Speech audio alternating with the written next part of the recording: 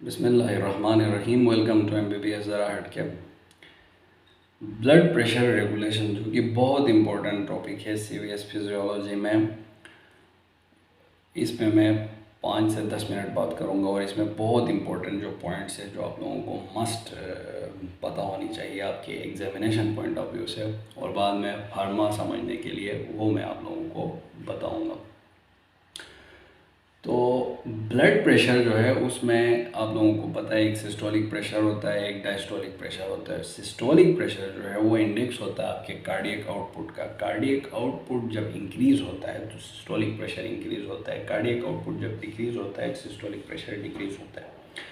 और diastolic pressure जो है वो इंडेक्स होता है आपके टोटल पेरिफेरल रेजिस्टेंस का। जब टोटल पेरिफेरल रेजिस्टेंस इंक्रीज़ होगा तो आपका डायस्टोलिक प्रेशर इंक्रीज़ होगा। जब टोटल पेरिफेरल रेजिस्टेंस डिक्रीज़ होगा तो आपका डायस्टोलिक प्रेशर डिक्रीज़ होगा। ये बहुत इंपॉर्टेंट चीज़ है जो आप लोगों को पता होनी चाहिए कि systolic pressure is index of your cardiac output and diastolic pressure is index of your total peripheral resistance.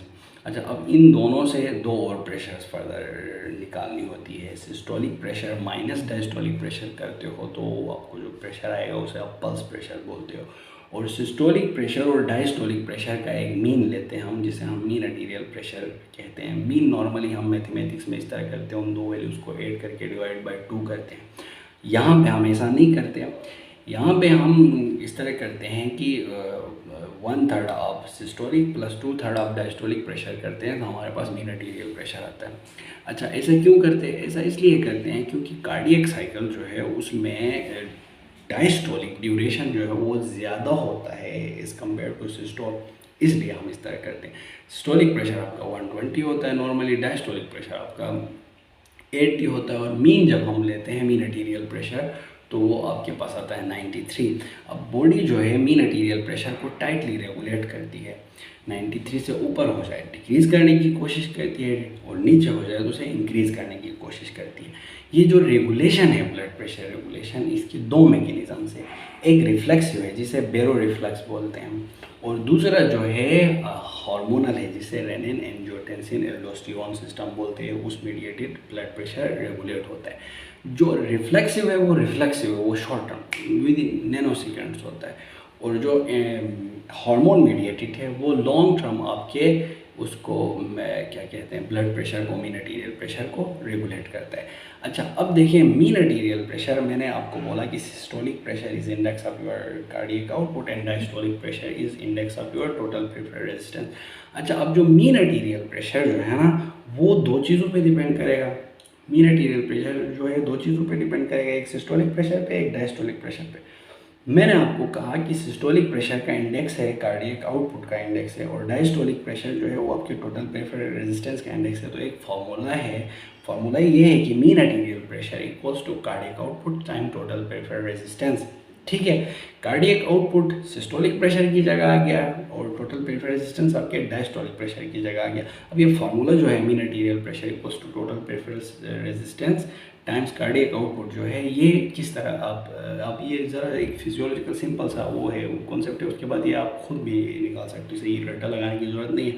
आपको पता है कि जो फ्लो होता है वो डायरेक्टली प्रोपोर्शनल होता है प्रेशर डिफरेंस के, और इन्वर्सली प्रोपोर्शनल होता है रेजिस्टेंस के। रेजिस्टेंस बढ़ेगा फ्लो कम होगा, प्रेशर डिफरेंस बढ़ेगा फ्लो बढ़ेगा।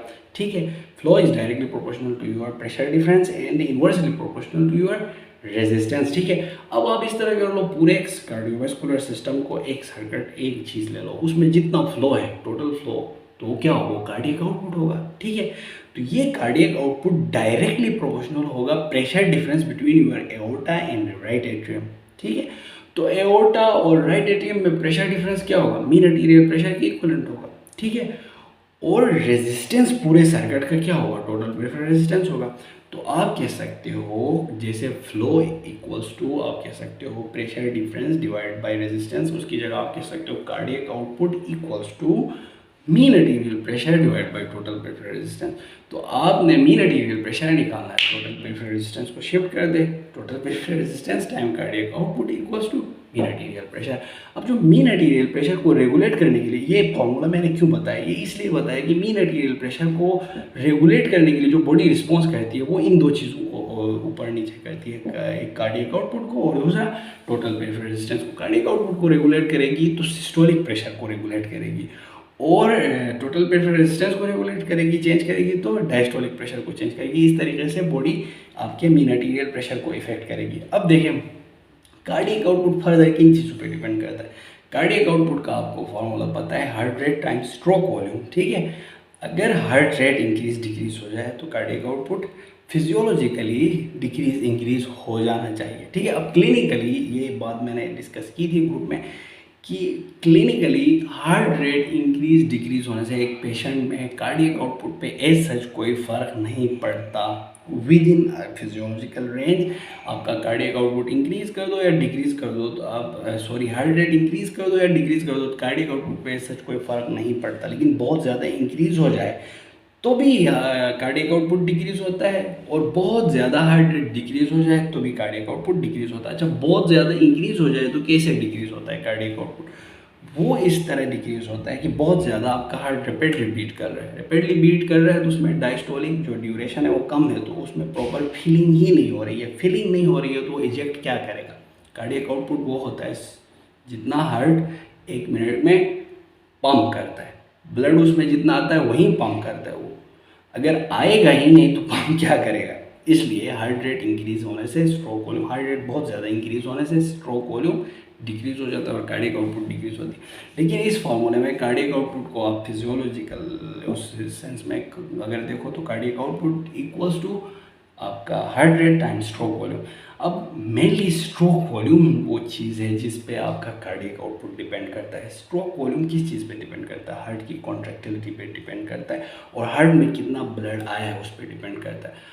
हार्ट की कॉन्ट्रैक्टिलिटी कितना फोर्सफुली हार्ट कॉन्ट्रैक्ट करता है ये, और दूसरा हार्ट वेंट्रिकल के अंदर कितना एंड डायस्टोल के एंड में कितना वॉल्यूम आया है, जिसे आप प्री लोड बोलते हो, जो वीनस रिटर्न डिटरमाइन करता है। वीनस रिटर्न अगर बढ़ गया आपका प्री लोड बढ़ेगा, प्री लोड बढ़ा आपका स्ट्रोक वॉल्यूम बढ़ेगा, स्ट्रोक वॉल्यूम बढ़ा आपका कार्डियक आउटपुट बढ़ेगा।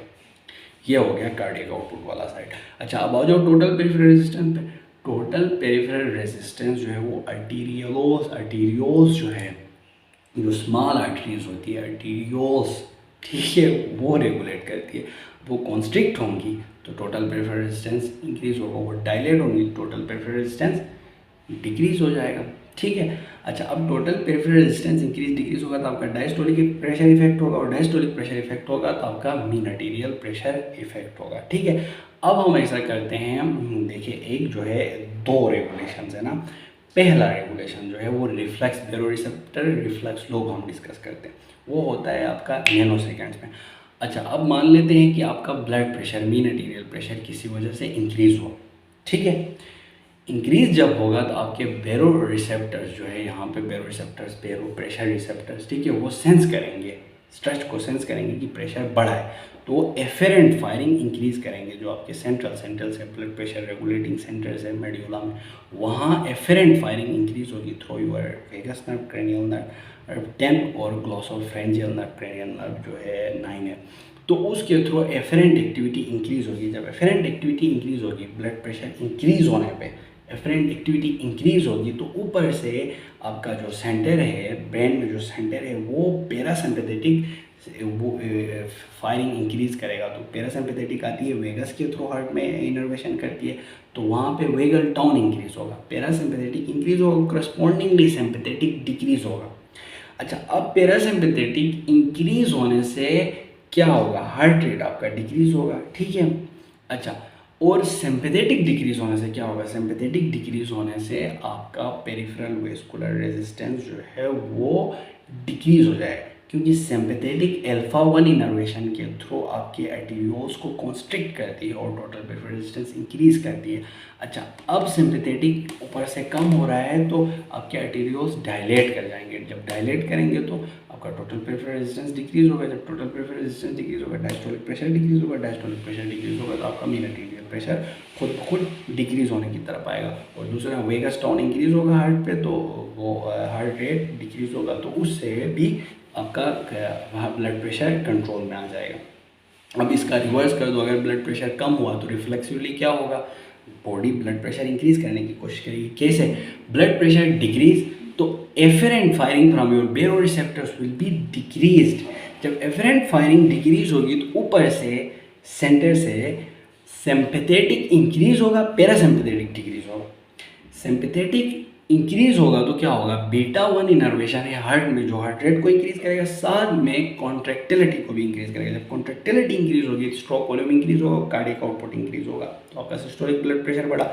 दूसरा बीटा 1 जो है, अच्छा साथ में अल्फा 1 के थ्रू वो टोटल पेरिफेरल रेजिस्टेंस को बढ़ाएगा, आर्टेरियोल्स की कॉन्स्ट्रिक्शन होगी अल्फा 1 के थ्रू, तो टोटल पेरिफेरल रेजिस्टेंस इंक्रीज होगा। जब टोटल पेरिफेरल रेजिस्टेंस इंक्रीज होगा तो आपका डायस्टोलिक प्रेशर बढ़ा और उससे आपका मीन आर्टेरियल प्रेशर भी इंक्रीज होगा। तो ये तरीका हो गया। इसको सिंपल इसमें कॉम्प्लिकेटेड करके स्टूडेंट्स कंफ्यूज होते हैं। जब आपका blood pressure increase, afferent firing increase और ऊपर से पैरासिम्पैथेटिक टोन इंक्रीज, तीनों इंक्रीज, ठीक है, blood pressure increase, afferent firing increase, parasympathetic tone increase, correspondingly sympathetic decrease होगा to decrease your blood pressure. और अगर ब्लड प्रेशर डिक्रीज है तो to increase your blood pressure your body will respond, किस तरह रिस्पॉन्ड करेगी, पहले एफरेंट फायरिंग विल डिक्रीज। ये blood pressure is decrease, stretch नहीं होगा तो बेरोरिसेप्टर्स से ऊपर एफरेंट फायरिंग डिक्रीज होगी। एफरेंट फायरिंग जब डिक्रीज होगी तो ऊपर से पैरासिम्पैथेटिक टोन डिक्रीज होगा और सिंपैथेटिक टोन इंक्रीज होगा, सिंपैथेटिक फायरिंग इंक्रीज होगी ताकि ब्लड प्रेशर इंक्रीज हो जाए। और वो कैसे इफेक्ट करके करेगा, वो उन दो चीज़ों पे इफेक्ट करेगा, आपके टोटल पेरिफेरल रेजिस्टेंस को इफेक्ट करेगा, कार्डियक आउटपुट को इफेक्ट करके ब्लड प्रेशर को इंक्रीज या डिक्रीज करेगा। ये है रिफ्लेक्सिव कंट्रोल। अब आते हैं हार्मोनल कंट्रोल पे, जो कि बहुत इंपॉर्टेंट है। रेनिन, एंजियोटेंसिन, एल्डोस्टेरोन सिस्टम इसको बोलते हैं, ठीक है। ये भी ब्लड प्रेशर को रेगुलेट करता है, इन्हीं दो चीज़ों को इफेक्ट करके। किस चीज़ को, एक कार्डियक आउटपुट को इफेक्ट करता है और दूसरा कौन सी चीज़ है, टोटल पेरिफेरल रेजिस्टेंस को इफेक्ट करता है। जो कार्डियक आउटपुट को इफेक्ट करेगा तो आपका सिस्टोलिक प्रेशर को इफेक्ट करेगा, और जब टोटल पेरिफेरल रेजिस्टेंस को इफेक्ट करेगा उसके थ्रू आपके डायस्टोलिक प्रेशर को इफेक्ट करेगा और mean arterial, ultimately mean arterial pressure को इफेक्ट करेगा। अच्छा, रेनिन, एंजियोटेंसिन, एल्डोस्टेरोन सिस्टम, मैंने कहा कि ये मोस्ट इंपॉर्टेंट है। ये इसलिए है कि ये लॉन्ग टर्म आपके ब्लड प्रेशर को रेगुलेट करता है। और दूसरा, जितना एंटी हाइपरटेंसिव ड्रग है जितने, वो सारे नियरली इसी को इफेक्ट करते हैं, इसी सिस्टम को इफेक्ट करके आपके ब्लड प्रेशर को कंट्रोल किया जाता है।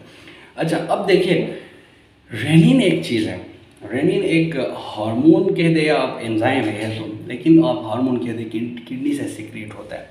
वो क्या करता है, वो आपके एंजियोटेंसिनोजिन एक चीज़ होता है जो आपके लिवर से सिक्रेट होता है। एंड रेनिन एंजियोटेंसिनोजिन को एंजियोटेंसिन 1 में कन्वर्ट करता है। जब एंजियोटेंसिन 1 आपके पल्मोनरी सर्कुलेशन से गुजरता है तो जो आपके पल्मोनरी कैपिलरीज है उनके एंडोथेलियम में एक एंजाइम होता है एसिटाइलकोलिन एस्ट्रेस, वो उस एंजियोटेंसिन 1 को कन्वर्ट करता है एंजियोटेंसिन 2 में। अब ये एंजियोटेंसिन 2 जो है, एक तो खुद जाके पेरिफेरल जो आर्टेरियोल्स है उनको कॉन्स्ट्रिक्ट करता है, तो टोटल पेरिफेरल रेजिस्टेंस इंक्रीज करेगा। उससे क्या होगा, डायस्टोलिक प्रेशर इंक्रीज, उससे क्या होगा, मीन आर्टेरियल प्रेशर इंक्रीज, ठीक है। अच्छा, दूसरा, यही एंजियोटेंसिन 2 जो है, जो एंजियोटेंसिन कन्वर्टिंग एंजाइम ने बनाया था, ये क्या करता है, जाके एल्डोस्टेरोन सिक्रेट कराता है आपके एड्रिनल मेड्यूला से। तो ये एल्डोस्टेरोन क्या करता है, एल्डोस्टेरोन करता है किडनी में जाके सोडियम और वाटर की रीअब्जॉर्प्शन। सोडियम और वाटर की जब रीअब्जॉर्प्शन होगी तो आपका वॉल्यूम बढ़ेगा। जब वॉल्यूम बढ़ेगा तो आपका जो वीनस रिटर्न है वो बढ़ेगा, एंड डायस्टोलिक वॉल्यूम बढ़ेगा, स्ट्रोक वॉल्यूम बढ़ेगा, कार्डियक आउटपुट बढ़ेगा। तो इस तरीके से आपका सिस्टोलिक प्रेशर बढ़ेगा। तो रेनिन, एंजियोटेंसिन, एल्डोस्टेरोन सिस्टम आपके ब्लड प्रेशर को इंक्रीज करता है। और रेनिन कब सिक्रेट होता है, जब ब्लड प्रेशर डिक्रीज हो या जब बीटा स्टिमुलेशन हो। बीटा स्टिमुलेशन का मतलब है सिंपैथेटिक स्टिमुलेशन है। बीटा, देखो ये सिंपैथेटिक सिस्टम है, ये मेनली नॉरएपिनेफ्रिन सीक्रेट करता है। और नॉरएपिनेफ्रिन नॉरएपिनेफ्रिन के 2 टाइप रिसेप्टर्स होते हैं आगे, एक अल्फा रिसेप्टर्स है, एक बीटा रिसेप्टर्स है। बीटा रिसेप्टर्स और अल्फा रिसेप्टर फर्दर दो टाइप के हैं, अल्फा 1, अल्फा 2, बीटा 1, बीटा 2। तो मोस्ट इंपॉर्टेंट जो रिसेप्टर्स है वो बीटा 1 है। बीटा 1 कहाँ पे होता है, हार्ट में होता है। हार्ट में वो आपके हार्ट रेट को इंक्रीज करता है, हार्ट की कॉन्ट्रैक्टिलिटी को इंक्रीज करता है। और अल्फा 1 है, अल्फा 1 आपके ब्लड वेसल्स में, आर्टेरियोल्स में होता है, जहाँ पे वो कॉन्स्ट्रिक्शन करता है। जब कॉन्स्ट्रिक्शन करता है तो वो टोटल पेरिफेरल रेजिस्टेंस बढ़ाता है और क्या कहते हैं आपके हार्ट वो उसको बढ़ाता था, डायस्टोलिक प्रेशर को बढ़ाता था, ये मैंने बताया था। अच्छा, बीटा 1 स्टिमुलेशन से भी रेनिन सिक्रीट होता है। ब्लड प्रेशर जब डिक्रीज हो तो किडनी उसको सेंस करती है, उसके फर्दर मैकेनिज्म से, अब ये वीडियो बहुत लंबी हो जाएगी। रेनिन सिक्रीट होगा जब भी ब्लड प्रेशर डिक्रीज होगा। रेनिन जो है एंजियोटेंसिनोजिन को एंजियोटेंसिन 1 में कन्वर्ट करेगा। एंजियोटेंसिन 1 जो है एंजियोटेंसिन कन्वर्टिंग एंजाइम, उसको एंजियोटेंसिन 2 में कन्वर्ट करेगा। एंजियोटेंसिन 2 जो है वो जाके एक तो पेरिफेरल वेसोकंस्ट्रिक्शन करेगा, तो आपका टोटल पेरिफेरल रेजिस्टेंस इंक्रीज होगा और डायस्टोलिक प्रेशर इंक्रीज होगा, ultimately mean arterial pressure increase होगा। और दूसरा जो है यही एंजियोटेंसिन 2 जाके एल्डोस्टेरोन सिक्रीट करता है। एल्डोस्टेरोन आपका प्राइमरी मिनरलोकॉर्टिकॉइड है जो सोडियम की रीअब्जॉर्प्शन कराता है किडनी में, तो साथ में वाटर भी रीअब्जॉर्ब होता है। जब सोडियम वाटर रीअब्जॉर्ब होगा तो आपका वॉल्यूम बढ़ेगा, ब्लड वॉल्यूम बढ़ेगा, ज़्यादा ब्लड आपके हार्ट में जाएगा, ज़्यादा ब्लड पंप आउट होगा तो ज़्यादा कार्डियक आउटपुट होगा, तो ज़्यादा सिस्टोलिक प्रेशर होगा, तो ज़्यादा मीन आर्टेरियल प्रेशर। जब ब्लड प्रेशर डिक्रीज हो जाए तो ये आता है renin angiotensin aldosterone system activate होता है और इस तरीके से इसको दोबारा इंक्रीज करता है, इफेक्टिंग कार्डियक आउटपुट और टोटल पेरिफेरल रेजिस्टेंस को। और अगर ब्लड प्रेशर इंक्रीज है तो रेनिन को सप्रेस होना चाहिए, ठीक है, फिर नेगेटिव फीडबैक इनहिबिशन के थ्रू। अगर नहीं होता है तो वो डिसीज़ कंडीशन होगा। तो होप कि इससे आप लोगों को ये ब्लड प्रेशर रेगुलेशन की बेसिक जो मोस्ट इंपॉर्टेंट चीज़ें हैं जो आप मिस कर जाते हो ये क्लियर हो गए होंगे। अगर कोई क्वेश्चन हो तो आप पूछ सकते हो ग्रुप में या कमेंट में, जहाँ भी पूछना है, या नंबर है वहाँ पे आप मैसेज करके पूछ सकते हो। तो कोशिश करें इसको समझे, बहुत इंपॉर्टेंट टॉपिक है। ब्लड प्रेशर रेगुलेशन दो तरीके, एक आपका रिफ्लेक्सिव बेरो रिफ्लेक्स और दूसरा आपका रेनिन एंजियोटेंसिन एल्डोस्टेरोन सिस्टम। बेरो रिफ्लेक्स को ओवर कॉम्प्लिकेट करके मिक्स ना करें। जब भी ब्लड प्रेशर इंक्रीज होगा, एफरेंट फायरिंग इंक्रीज होगी, पैरासिम्पैथेटिक इंक्रीज होगी ब्लड प्रेशर को डिक्रीज करने के लिए। और जब भी ब्लड प्रेशर डिक्रीज होगा तो एफरेंट फायरिंग डिक्रीज होगी, पैरासिम्पैथेटिक डिक्रीज होगा और सिम्पैथेटिक इंक्रीज होगा ब्लड प्रेशर को इंक्रीज करने के लिए। सिंपल। तो थैंक यू वेरी मच। अल्लाह हाफिज़।